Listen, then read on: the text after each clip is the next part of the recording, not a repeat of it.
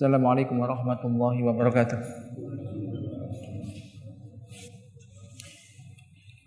Innal hamdalillah nahmaduhu wa nasta'inuhu wa nastaghfiruh wa na'udzu billahi min shururi anfusina wa sayyiati a'malina may yahdihillahu fala mudilla lahu wa may yudlil fala hadiya lahu. Asyhadu an la ilaha illallah wahdahu la syarika lahu wa asyhadu anna Muhammadan abduhu wa rasuluh. Allahumma sholli ala Muhammadin wa ala ali Muhammad kama shallaita ala Ibrahim innaka Hamidum Majid. Allahumma barik ala Muhammadin wa ala ali Muhammad kama barakta ala Ibrahim innaka Hamidum Majid. Ya ayyuhalladzina amanu taqullaha haqqa tuqatih wa la tamutunna illa wa antum muslimun, amma ba'd. Alhamdulillah, jamaah sekalian yang dirahmati Allah Subhanahu wa taala, kita panjatkan puji syukur kehadirat Allah Subhanahu wa taala. Kita bisa melanjutkan kembali kajian kita. Semoga apa yang akan kita kaji ini bisa memberikan manfaat bagi kita semuanya dan memotivasi kita, memberikan semangat kepada kita untuk giat ini dalam rangka menuntut ilmu syar'i, dan itu untuk kepentingan kita masing-masing. Kita akan melanjutkan pembahasan kita. Qala al-muallif al-ustaz Yazid rahimahullah ta'ala, yang menuntut ilmu syar'i memudahkan jalan menuju surga. Jadi menuntut ilmu syar'i ini memudahkan jalan menuju surga.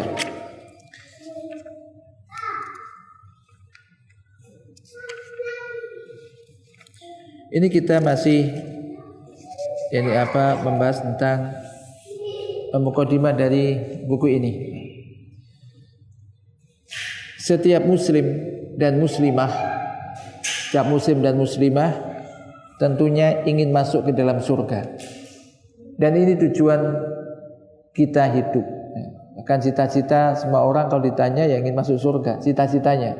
Jadi enggak hanya sekedar jadi ini jadi itu selesai, bukan. Kalau hanya misalkan jadi dokter, jadi polisi, selesai jadi itu berarti sudah tercapai cita-citanya?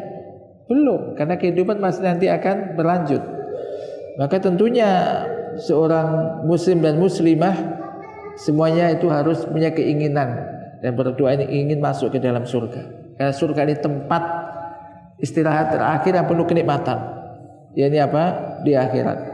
Dan kehidupan di akhirat kehidupan yang abadi, kehidupan yang tidak ada lagi kematian.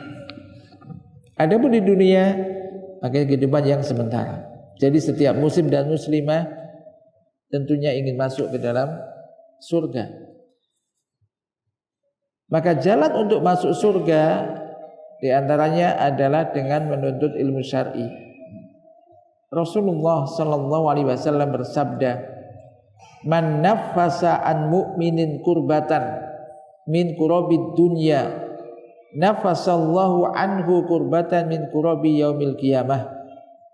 Wa man yassara ala mu'sirin yassarallahu alaihi fid dunya wal akhirah. Wa man satara musliman satarahullahu fid dunya wal akhirah. Wallahu fi aunil abdi maka al abdu fi auni akhihi maka al abdu fi auni akhihi. Wa man salaka tariqan yaltamisu fihi ilman sahalallahu lahu bihi tariqan ilal jannah. Wa mastama'a qaumun fi baitin min buyutillah yatluna kitaballah wa yatadarasunahu bainahum illa nazalat alaihimus sakinah wa ghasiyathumur rahmah wa haffathumul malaikah wa dzakarahumullahu fi man indah wa man batta'a bihi amaluhu lam yusri bihi nasabuhu. Barang siapa yang melapangkan satu kesusahan dunia dari seorang mukmin, barang siapa yang melapangkan atau menghilangkan satu kesusahan dunia dari seorang mukmin, maka Allah akan melapangkan darinya satu kesusahan di hari kiamat. Allah akan hilangkan darinya satu kesusahan di hari kiamat. Ini hadis Nabi. Barang siapa memudahkan urusan orang yang kesulitan, ini kalau konteksnya di sini sebetulnya urusan bayar hutang. Barang siapa memudahkan urusan orang yang kesulitan dalam masalah hutang, kesulitan dalam membayar hutang, maka Allah akan mudahkan baginya dari kesulitan di dunia dan di akhirat. Nanti kan balasannya. Ini hadis ini sahih ya. Jadi ini kita yakini hadis-hadis Nabi itu sebagai petunjuk kita. Barang siapa yang menghilangkan atau memudahkan urusan orang yang kesulitan, Allah akan mudahkan baginya dari kesulitan di dunia dan di akhirat. Tentunya dimudahkan urusan di akhirat nilainya jauh lebih besar daripada di dunia. Dan tentu ini kita butuhkan. Ini. Kemudian barang siapa menutupi aib seorang muslim, maka Allah akan menutupi aibnya di dunia dan di akhirat. Perhatikan. Jadi kalau orang itu sebetulnya orang ini baik, hukum asalnya orang ini baik, mungkin tergelincir dalam suatu perkara misalkan, maka dia tutupi. Barang siapa menutupi aib seorang muslim, maka Allah akan menutupi aibnya di dunia dan di akhirat. Maka bayangkan dengan sebagian orang yang kadang mencari-cari aib orang lain, enggak boleh. Mencari-cari aib orang lain kemudian disebarkan, enggak boleh. Karena Nabi mengatakan barang siapa yang menutupi aib seorang muslim, maka Allah akan menutupi aibnya di dunia dan di akhirat. Kemudian innallaha fi aunil abdi wallahu fi aunil abdi maka al abdu fi auni akhihi. Dan Allah akan senantiasa menolong hambanya selama hamba itu mau menolong saudaranya. Allah akan senantiasa menolong hambanya selama hamba itu mau menolong saudaranya. Perhatikan ini, Masya Allah, petunjuk Nabi ini. Maka orang dahulu itu banyak yang ingin dua orang ini saling mendahului untuk menolong. A ingin menolong B, B ingin menolong A. Saling mendahului menolong. Kenapa? Mengharapkan pertolongan dari Allah. Jadi kalau kita menolong seseorang, ingin motivasinya itu bukan supaya nanti ditolong oleh orang ini. Orang ini kadang orang butuh pertolongan. Tapi apa motivasinya adalah apa?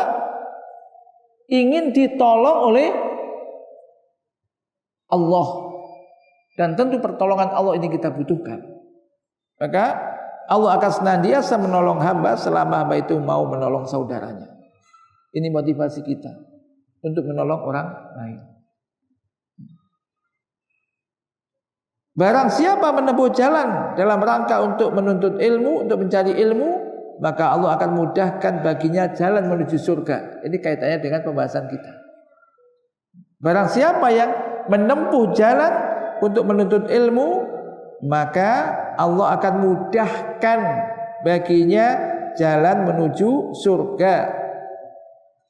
Tidaklah suatu kaum berkumpul di salah satu rumah Allah, yaitu di masjid, ini untuk membaca kitabullah dan mempelajarinya di antara mereka, melainkan ketentraman akan turun kepada mereka. Dan rahmat pun meliputi mereka. Mereka akan diputi oleh rahmat. Dan juga akan dikelilingi oleh para malaikat. Semacam ini. Dikelilingi oleh para malaikat. Dan Allah menyanjung mereka, menyebut mereka di tengah para malaikat yang berada di sisinya. Ini keutamaan. Ini Allah akan menyebut mereka, menyanjung mereka di hadapan para malaikat yang ada di sisinya. Barang siapa yang lambat amalnya, maka tidak dapat dikejar dengan nasabnya.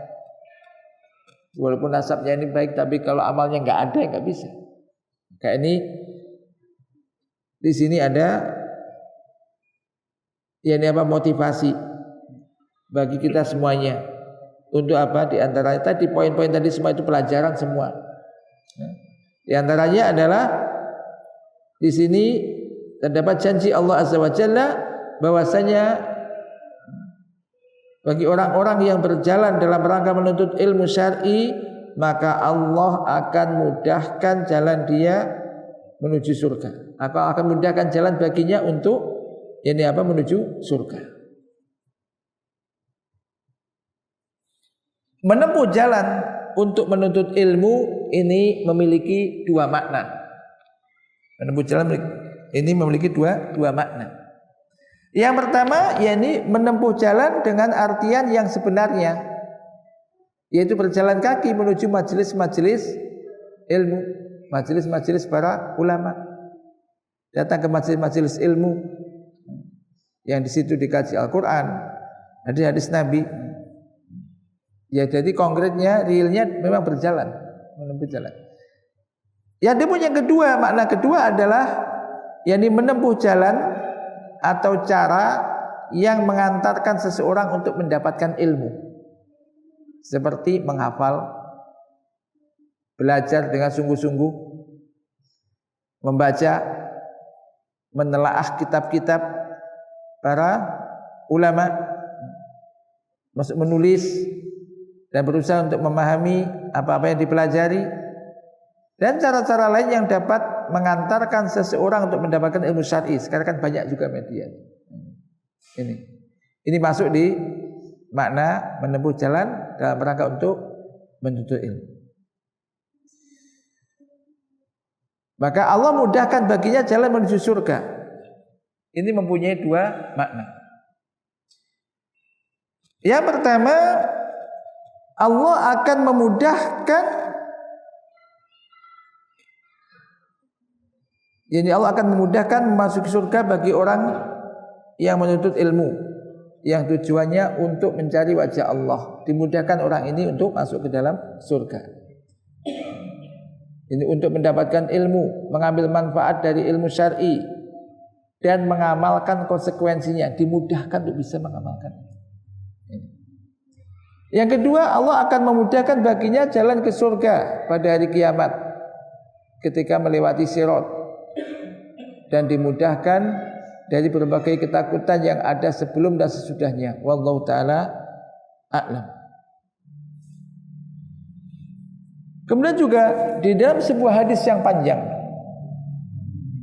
yang berkaitan tentang ilmu, Rasulullah sallallahu alaihi wasallam bersabda, "Man salaka tariqan yatlubu fihi ilman, salakallahu bihi tariqan ilal jannah. Wa innal malaikata la tadau ajnihataha ridon li talibil ilmi. Wa innahu la yastaghfiru lil alimi man fis samawati wal ard hatta al hitanu fil ma. Wa fadlul alimi alal abidi ka fadlil qamari ala sairil kawakib. Inna ulama hum warasatul anbiya. Lam yuwarrisu dinaron wala dirhaman wa innama warasul ilma. Faman akhadahu akhadha bihadin wafirin." Yang artinya barang siapa yang meniti jalan atau menempuh jalan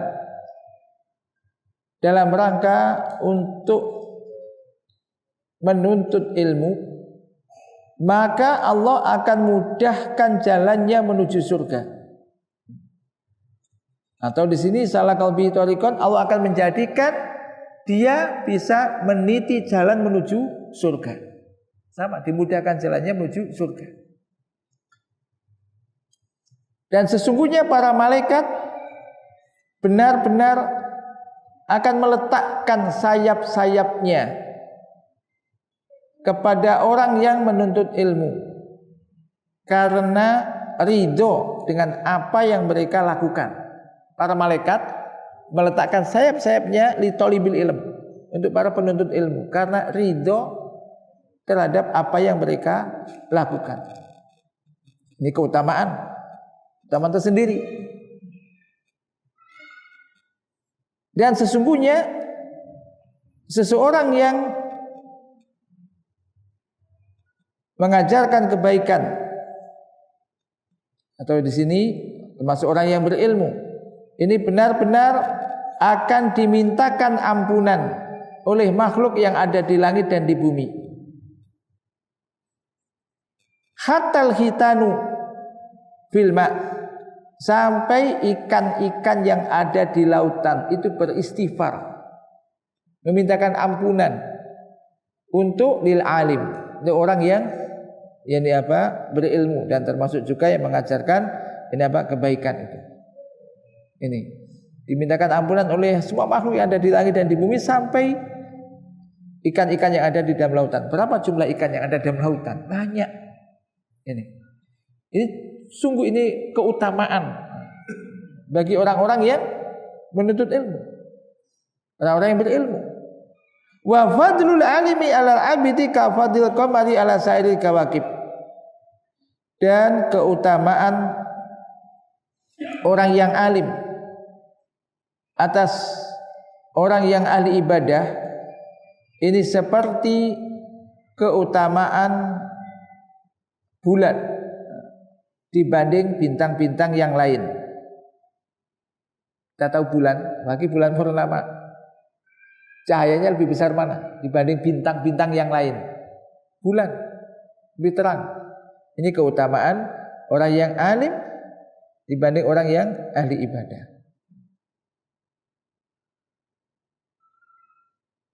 Innal ulama hum warasatul anbiya, sesungguhnya para ulama itu pewaris para nabi. Sesungguhnya para ulama itu pewaris para nabi. Dan sesungguhnya para nabi itu tidaklah mewariskan dinar dan juga tidak pula mewariskan dirham. Para nabi, apa yang diwariskan, ditinggalkan oleh para nabi bukan uang, bukan dinar, dirham, termasuk juga bukan rupiah. Wa innama warasul ilma. Akan tetapi yang mereka wariskan adalah ilmu. Itu apa? Mewariskan ilmu. Kita tahu ilmu yang diwarisi oleh ditinggalkan para nabi, ilmu syar'i. Itu mereka mewariskan ilmu. Dan barang siapa yang mengambil ilmu itu, maka sungguh ia telah mendapatkan bagian yang banyak, bagian yang paling banyak dari warisan para nabi. Maka jika kita melihat para sahabat radhiyallahu anhum ajmain, mereka bersungguh-sungguh dalam menuntut ilmu syar'i. Bahkan para sahabat wanita juga bersemangat menuntut ilmu. Mereka berkumpul di suatu tempat, lalu Nabi sallallahu alaihi wasallam mendatangi mereka untuk menjelaskan tentang Al-Qur'an, menjelaskan tentang sunnah-sunnah Nabi sallallahu alaihi wasallam. Allah Ta'ala juga memerintahkan kepada para wanita untuk belajar Al-Quran dan As-Sunnah di rumah mereka.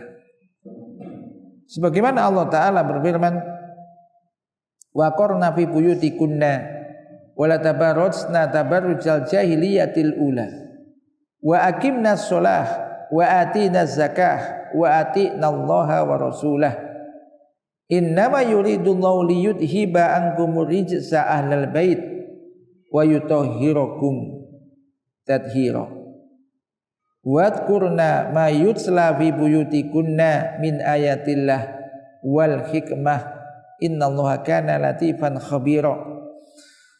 Dan hendaklah kamu tetap di rumahmu, ini perintah untuk para wanita, dan janganlah kamu berhias dan bertingkah laku seperti orang-orang jahiliyah dahulu. Wa aqimna sholah, dan dirikanlah sholat. Ini para wanita yang diperintahkan, aqimna para wanita, dirikanlah sholat, tunaikanlah zakat, taatilah Allah dan juga Rasulnya. Sesungguhnya Allah bermaksud hendak menghilangkan dosa dari kalian, wahai ahlul bait, dan membersihkan kamu dengan sebersih-bersihnya. Dan ingatlah apa yang dibacakan di rumahmu dari ayat-ayat Allah dan al-hikmah, jadi sunnah nabimu. Sungguh Allah maha lembut lagi maha mengetahui. Maka laki-laki dan juga wanita diwajibkan untuk menuntut ilmu, yaitu ilmu yang bersumber dari Al-Quran dan juga As-Sunnah.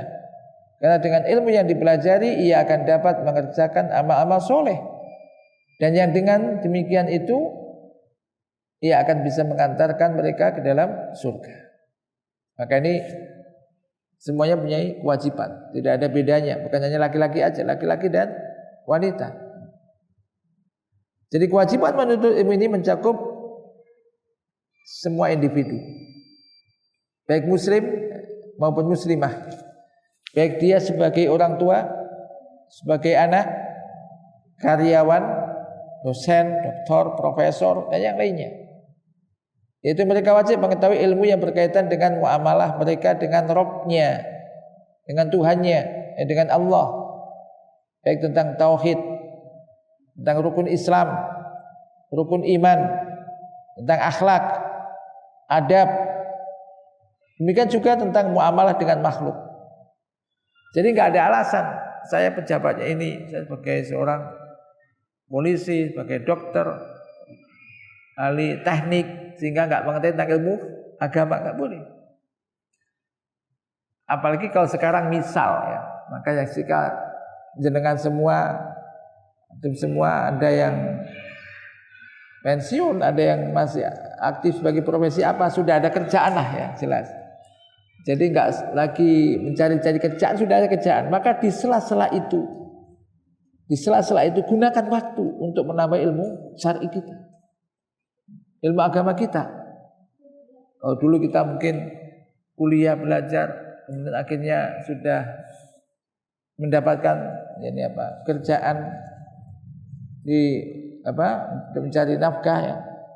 Maka di sela-sela itu jangan kemudian begitu istirahat digunakan betul-betul istirahat tanpa juga ada tambahan ilmu, ya rugi kita. Maka tadi ini terutama hal-hal yang pokok-pokok ini harus tetap kita dituntut untuk bisa mengetahuinya. Poin berikutnya, majelis-majelis ilmu adalah taman-taman surga. Rasulullah sallallahu alaihi wasallam bersabda, "Idza marartum bi riyadil jannah farta'u."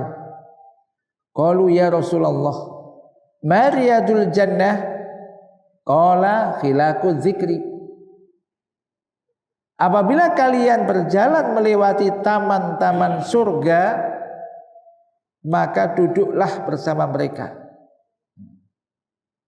Farta'u, berbanyaklah berzikir.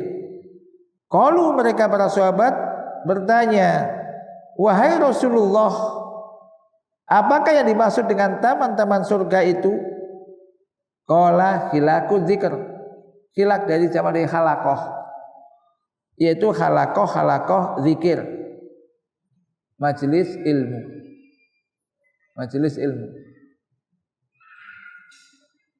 Jadi kalau orang kadang mudah di majelis-majelis di kafe, kopi rame, jangan sampai kemudian majelis zikir, majelis ilmu jadi kosong. Yang ini keutamaannya nih besar, ini ada taman-taman surga. Atok bin Abi Robah wafat tahun 114 Hijriah rahimahullah berkata, majelis-majelis zikir yang dimaksud adalah majelis-majelis halal dan haram. Membahas tentang masalah halal dan haram. Bagaimana harus membeli, menjual, bagaimana berpuasa, bagaimana harus mengerjakan sholat, menikah, cara melakukan haji dan yang sepertinya. Artinya berkaitan dengan ilmu-ilmu agama kita. Dan banyak yang kita harus ketahui, masuk di situ.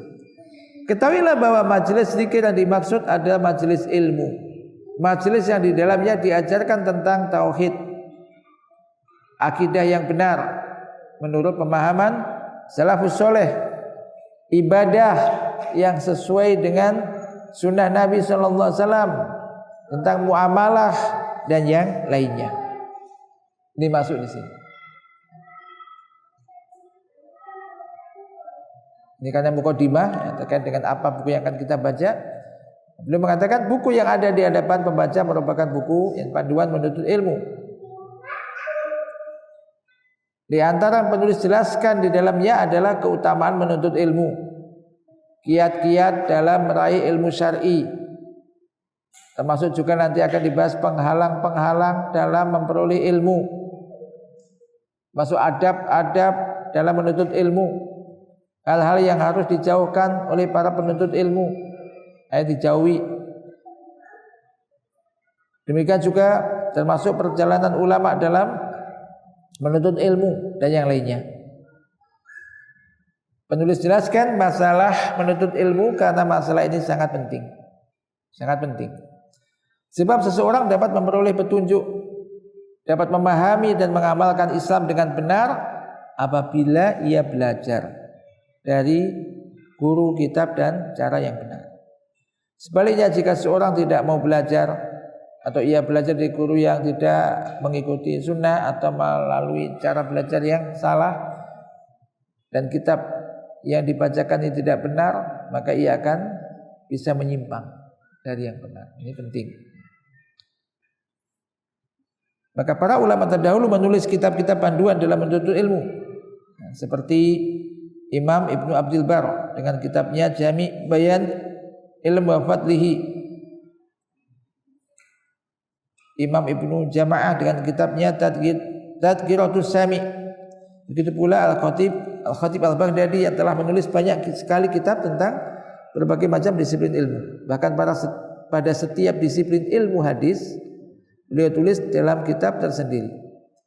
Demikian juga ulama yang lainnya seperti Imam Ibnu Jauzi, Syekhul Islam Ibnu Taimiyah dan Majmu' Fatawanya dan kitab-kitab lainnya, termasuk Imam Ibnu Qayyim Al-Jauziyah dalam kitab Miftah dari Sa'adah dan kitab-kitab yang lainnya, dan masih banyak lagi para ulama lainnya hingga zaman sekarang ini seperti Syekh bin Baz, Al-Albani, Syekh Al-Utsaimin rahimahumullah.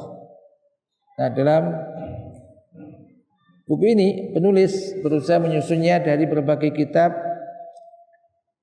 para ulama terdahulu hingga sekarang dengan harapan buku ini menjadi panduan agar memudahkan kaum muslimin untuk menuntut ilmu, memberikan semangat dalam menuntut ilmu, beradab dan berakhlak serta berperangai mulia yang seharusnya dimiliki oleh setiap penuntut ilmu. Mudah-mudahan buku ini bermanfaat bagi penulis dan juga bagi para pembaca sekalian dan juga bagi kaum muslimin. Amin. Mudah-mudahan amal ini diterima oleh Allah Subhanahu wa taala dan menjadi timbangan amal kebaikan penulis rahimahullah pada hari kiamat. Dan mudah-mudahan dengan kita menuntut ilmu syar'i dan mengamalkannya, semoga Allah Azza wa Jalla akan memudahkan jalan kita untuk memasuki surganya. Amin. Kemudian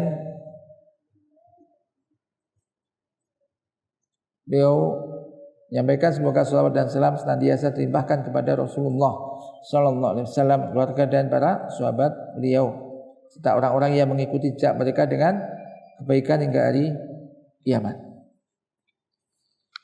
Ini mukadimah dari beliau dan kita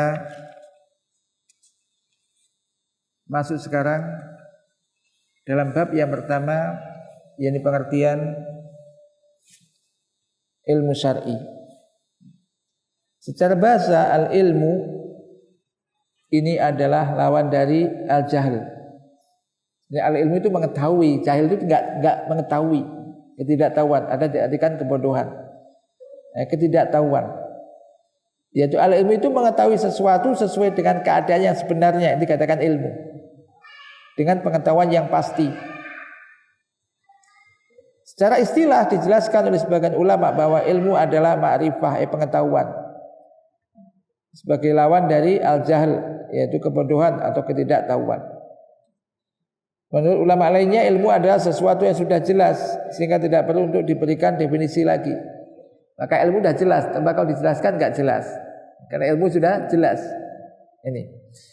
Adapun ilmu yang kita maksud adalah ilmu syar'i, yaitu ilmu yang diturunkan oleh Allah Ta'ala kepada Rasulnya berupa keterangan dan petunjuk. Maka ilmu yang di dalamnya terkandung pujian dan sanjungan adalah ilmu wahyu, yaitu ilmu yang diturunkan oleh Allah saja. Nabi SAW bersabda, "May yuridillahu bihi khairan yufaqqihhu fid din.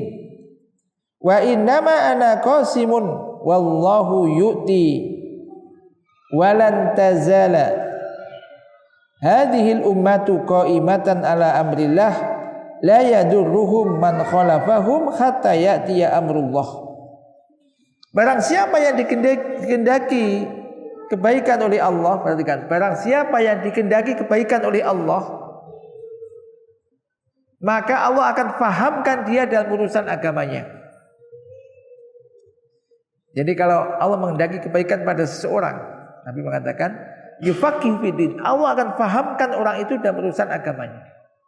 Allah enggak mengatakan akan dia beri jabatan, akan dia beri harta yang banyak, tidak, tapi Allah akan fahamkan orang itu dalam urusan agamanya. Sesungguhnya aku hanyalah yang membagikan dan Allah lah yang memberi. Ini sabda Nabi. Aku hanyalah orang yang membagi. Sesungguhnya aku hanyalah orang yang membagikan ilmu itu dan Allah lah yang memberi. Dan umat ini akan senantiasa tegak di atas perintah Allah.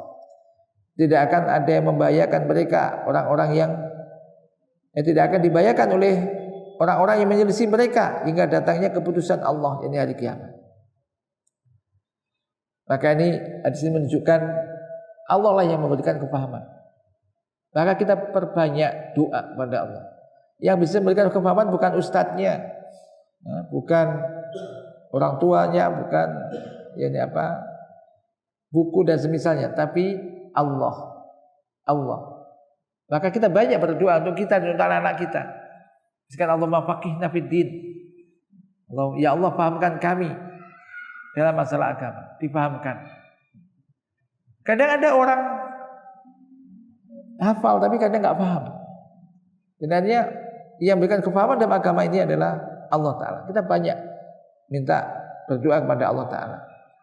Imam Al-Auza'i, Imam wafat tahun 157 Hijriah rahimahullah, mengatakan ilmu adalah apa yang berasal dari para sahabat Nabi SAW. Adapun yang datang bukan dari seseorang dari mereka, maka itu bukan ilmu. Syekh Muhammad bin Shalih Al-Utsaimin rahimahullah mengatakan ilmu adalah mengetahui sesuatu dengan pengetahuan yang sebenarnya. Dan tingkatan ilmu pada seorang itu ada 6 tingkatan. Tingkatan ilmu.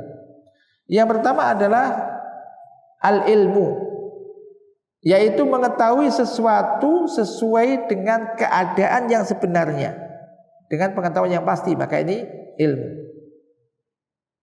Yang kedua al-jahlul basit, yaitu tidak mengetahui sesuatu sama sekali, jahil. Nomor 2, tingkatan 2, jahil, enggak ngerti, enggak tahu. Jadi tidak mengetahui sesuatu sama sekali. Yang ketiga yaitu al-jahlul murakkab, kebodohan yang berlipat, yaitu mengetahui sesuatu tidak sesuai dengan yang sebenarnya. Jadi enggak tahu ngaku tahu. Jadi jahilnya murakkab. Kalau orang enggak tahu jelas enggak masalah, orang enggak tahu, tapi ini enggak ngerti tapi ngaku pintar, ngaku tahu. Nah, ini murakkab. Karena pada diri orang itu ada 2 kebodohan sekaligus, yaitu bodoh karena ia tidak mengetahui perihal sebenarnya, dan bodoh karena beranggapan bahwa dirinya tahu padahal sebenarnya dia tidak tahu. Yang keempat al-waham. Al-waham yaitu mengetahui sesuatu dengan kemungkinan salah lebih besar daripada benarnya. Misalnya kemungkinan benar 30%, salahnya 70%. Yang kelima syak, 50-50. Syak ini ragu-ragu. Jadi mengetahui sesuatu yang kemungkinan benar dan salahnya sama, 50-50. Dan keenam adalah zon, yaitu mengetahui sesuatu yang kemungkinan benarnya lebih besar daripada salahnya, yaitu kemungkinan besarnya 70% dan kemungkinan salahnya 30%.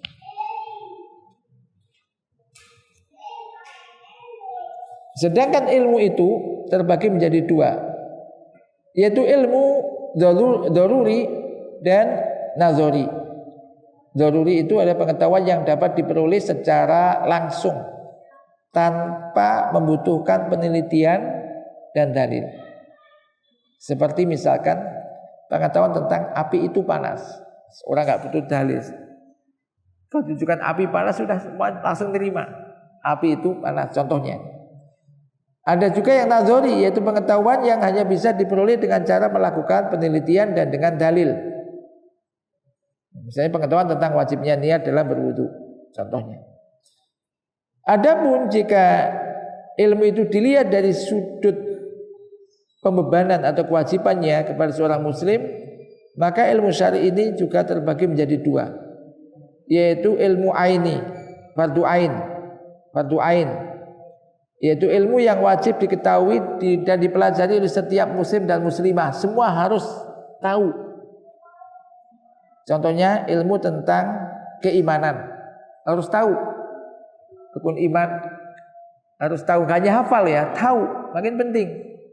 Iman kepada Allah itu apa saja, bagaimana, harus tahu. Siapapun harus tahu.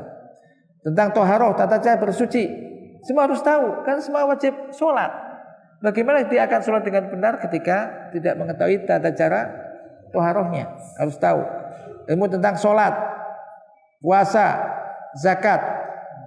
Apabila dia telah memiliki harta yang mencapai nisab, maka dia harus wajib mengetahui tentang zakat ini.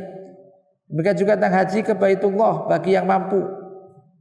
Ketika orang itu sudah daftar haji, misalkan, tahun depan tahun ini berangkat, maka dia harus mempelajari tentang tata cara haji yang benar, supaya memang bisa tepat ibadahnya.